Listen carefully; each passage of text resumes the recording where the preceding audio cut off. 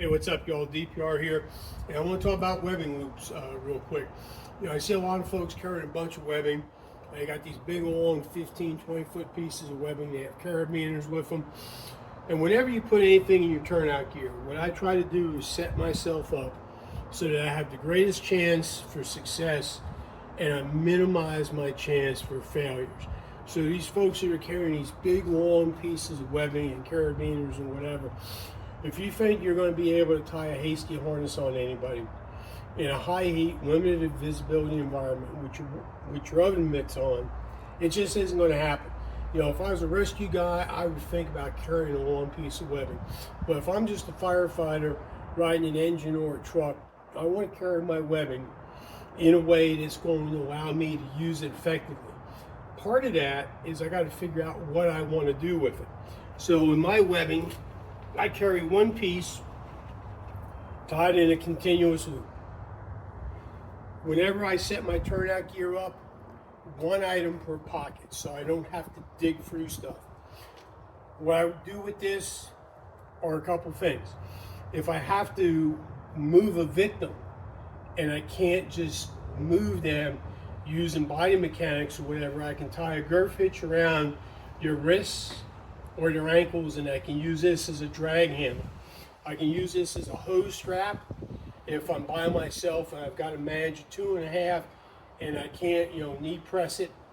If we do an elevated stretch where we drop hose down and we pull it back up over a railing or a balcony, I can make a quick girth hitch on the hose and then secure it to the railing. The last thing that I think about doing is I could use this if we're doing force entry to control the doorknob. Okay. So I set myself up for success. I don't have to try to tie this in a loop. I know what I want to do with it, and I carry one item per pocket, and I know exactly where it is. Now, people say, well, it's real short, and it is. I have the advantage of having a leg pocket on my turnout gear, and I carry 15 feet of rope in that pocket. I probably am not going to be in a rush if I go to use that rope. I got a little bit of time so I can get it out of my pocket, do whatever I got to do. The other thing to think about is if this becomes a standard in your company, everybody's carrying one of these, so my partner's got one too.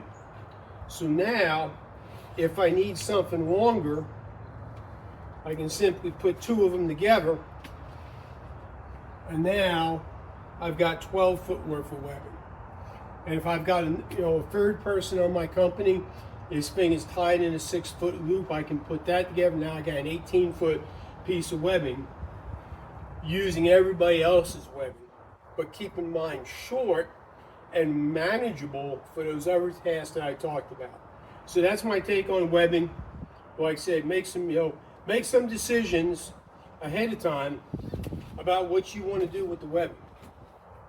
Then set it up to give yourself the greatest chance for success and eliminate possibilities for failure. So that's my little training tip when it comes to webbing. Thanks a lot, folks. I appreciate everybody jumping on the page. Last time I checked, I'm well over 2,800 followers, heading out to 2,900. From there, we'll go to 3,000. We'll keep on building the momentum. So I appreciate that. Give a shout out to my buddies, H&H. Great set of guys. Hortons and Hunt. They're out in Nevada. They're doing some really good stuff. They've got an Instagram page. They got a website. They do a lot of training stuff, and they're top-notch guys. So if you're out that way and you're looking for some good training, look up Horton and Hunt. With that being said, thanks for your time, and remember, the comfort zone is where excellence goes to die.